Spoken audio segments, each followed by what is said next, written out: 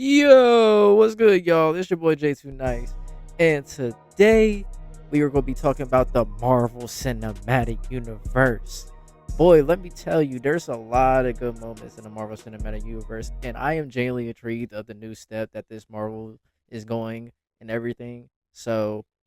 But today we're going to be talking about one of the greatest starters movies for the MCU and for actually anything in the universe that I've ever seen. And that will be none other than Mr. Tony.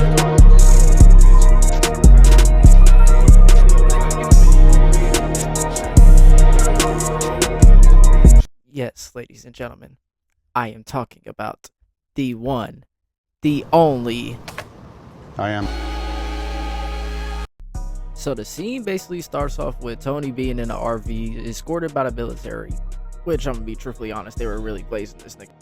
And they go into what it seems like to be his present station for his Jericho missile. And I ain't gonna lie, bro. I ain't gonna lie. Might be the most dick riding shit I've ever seen in my entire life. This nigga proceeds to take a photo with him. You heard me correctly, ladies and gentlemen. To take a photo with him. Yeah, nah, I'm not gonna lie. That might be the most dick riding shit I've ever seen in my entire life. And bro, look what proceeds to happen right after. Yeah, I'm not gonna lie to you, bro. If I'm part of that military, I'm immediately exiting and getting fired. I'm not gonna lie. Like, you cannot convince me otherwise that we are gonna be all right in this scenario. If you want me to be truly honest, if I was Tony in this scenario, I would be looking at them and I'd be looking around each other and I'd be I was like, hey, who are these niggas? I cried laughing when bro, because you could not convince me otherwise of the way that this next man got killed so bad. Son of a bitch! Wait, give me a gun! Here! Cause bro, what? What do you expect me to do in that scenario? Like, I'm not moving out that car at all. Like, I'm not moving. So basically, afterwards, Tony proceeds to jump out the car and then proceed to get bombarded by his own missile.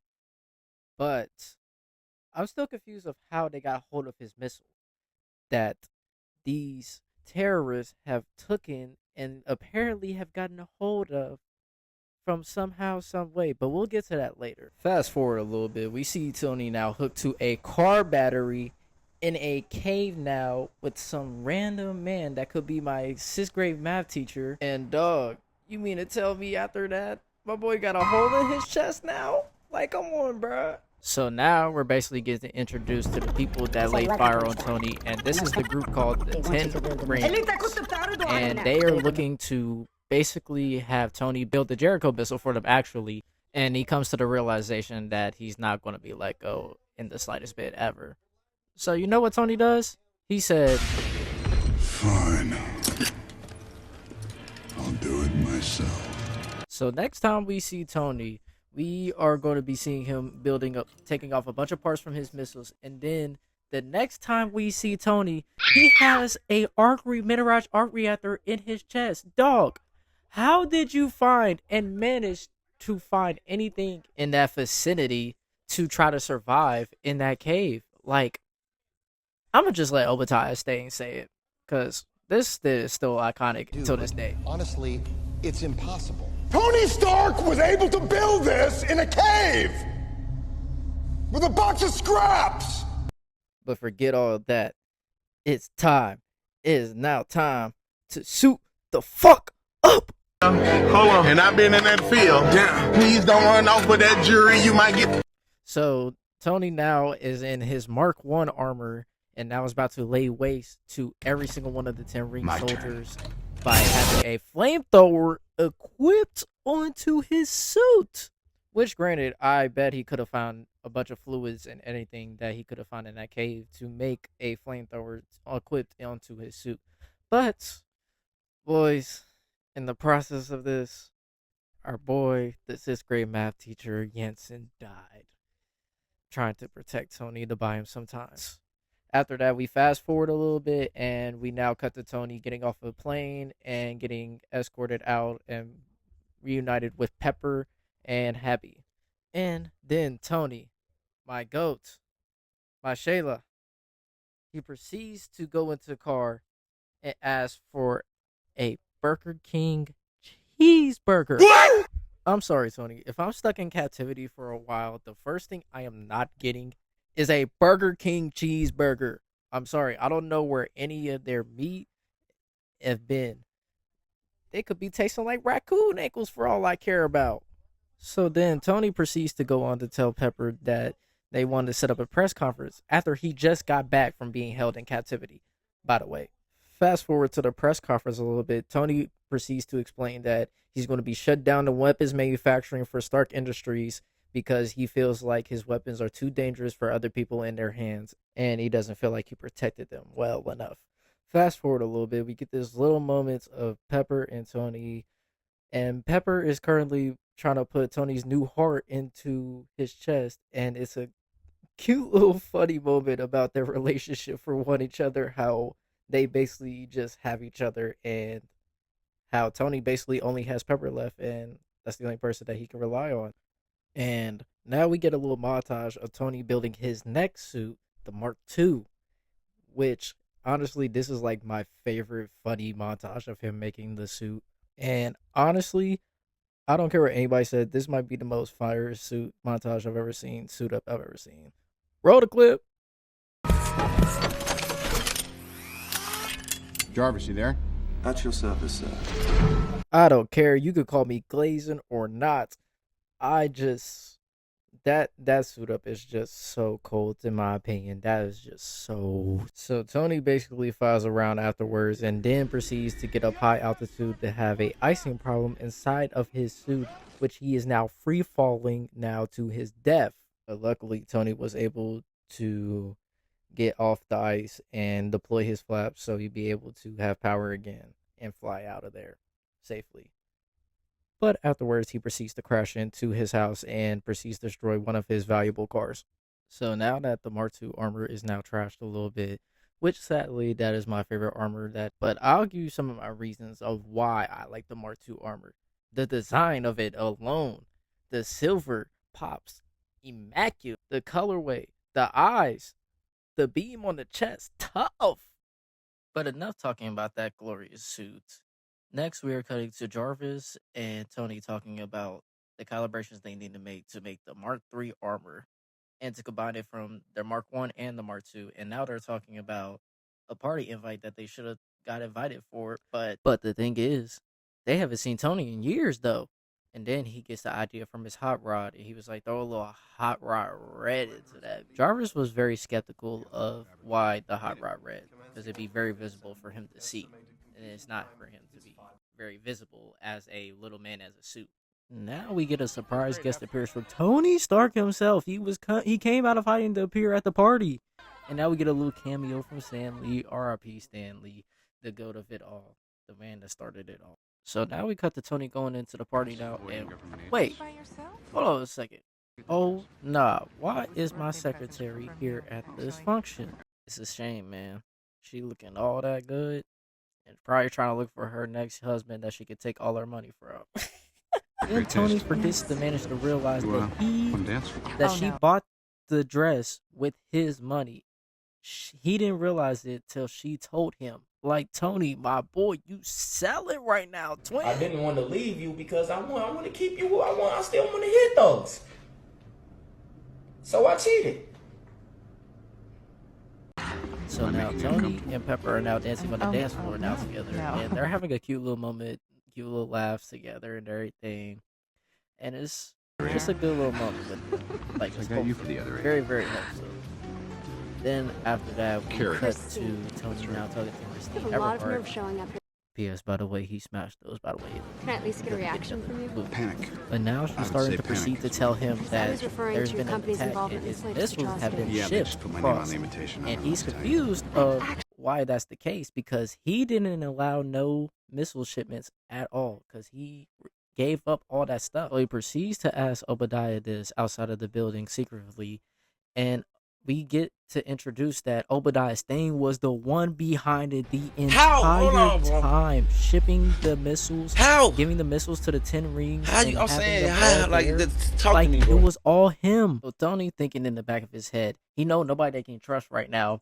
So he's like, you know what, fuck all this bullshit. I'm gonna do this shit myself. Then also Tony came to find out that the missiles in the place that they were being held at, they were in Gomera, where Jensen was from, which is insane to find out. So now Tony's gonna suit up and gonna go spin for Jensen and his family and or all the people in Gomera. I'm not gonna lie, bro. You could not convince me otherwise that Tony was coming out for blood for these Gomera soldiers, bro.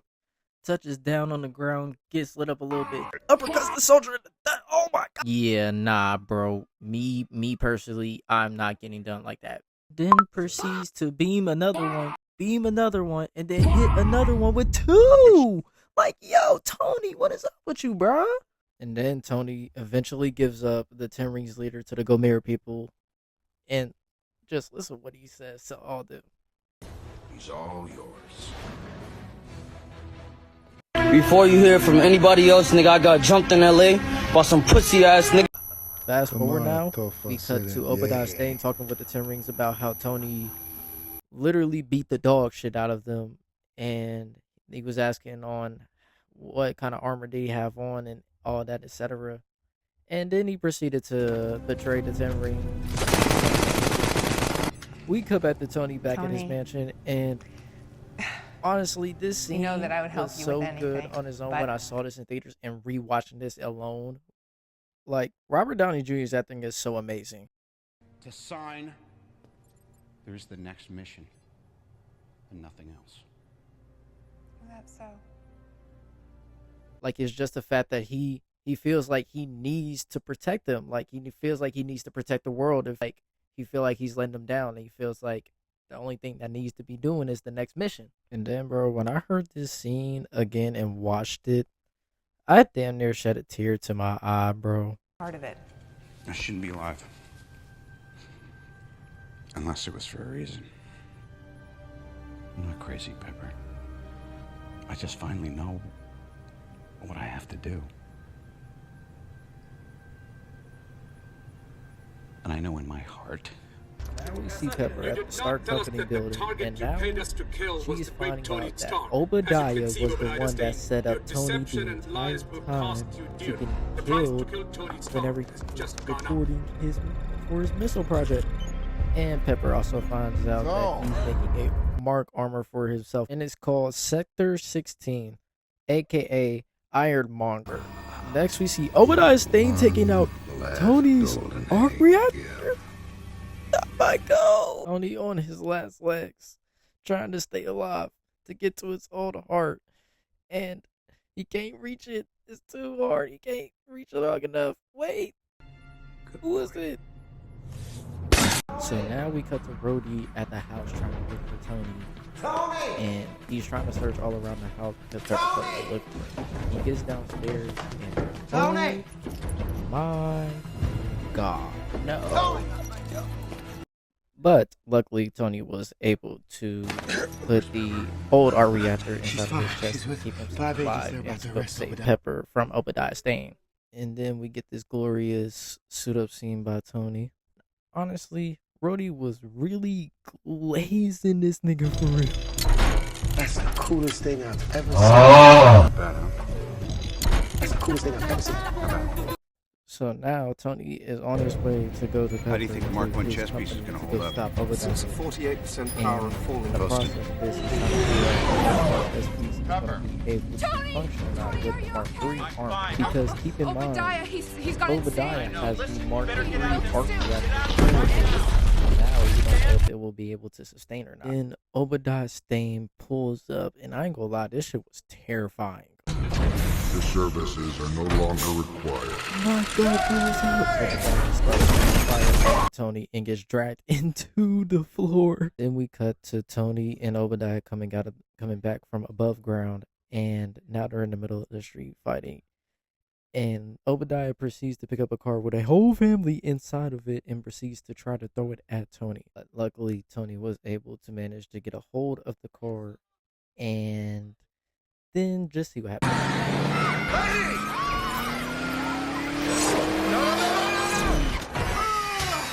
And nah, Tony's a better man than me. First day as Iron Man, I get ran over by a car with a car full of family. Nah, last day. And after, Tony proceeds to get picked up and then slammed by Obadiah, then thrown into the bus, and then afterwards pulls out a whole missile to try to kill Tony. But after the explosion, luckily Tony was able to fly his way and cover his way out of it.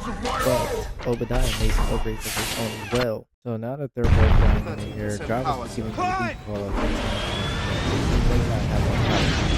He's not worried about that. Tony more worried about the nigga that's chasing him behind him and trying to kill him. But luckily, Tony was able to figure out one flaw with Obadiah suit. He did not figure out the icing problem. And he slowly falls his way down, and Tony's just hovered up in the air. And then this happens. 2%. Jarvis, get me out of now this running thing. on emergency Now get backup me power. down on the ground ASAP. So now Tony gets back down on the ground and tells Pepper that he's running low on power. Are you okay? And Obadiah I gotta get out of this shows up thing. right I'll be right behind there. him as he's taking up his own controls. So Tony manages to get grabbed and all of his deposition after which actually did manage to blind Obadiah. Damn, that should probably feel like a solar flare by Krillin. We cut to Tony hiding and trying to get Pepper elite bonus. So we tell her that we're going to have to blow the arc reactor and blast the roof off Well, to how are kill you going to do Obadiah. that? You're gonna And do it. he's telling Go to the her central that console, she open is up all going the to have circuits. to be When I get clear to in the process of this, Tony gets found by Obadiah. I never had a taste for this sort of thing. And then goes I on must full admit- monologue to tell Dad he deeply enjoys the suit that he's made. You ripped out my targeting system. Time to hit the button. You told me not to! But she's refusing to hit the button. Bitch, hit the goddamn Still, button. you My little life prick. is on the goddamn line. So then Pepper pushes the button and the reactor overloads and Tony gets blasted up and Obadiah dies. Yeah, nah, man. That's basically Iron Man to a T. Yeah, I've been recording this for a while now, so if you could leave a like and subscribe, and I'll post more content like this daily, I'll let y'all know how it goes. Peace, y'all.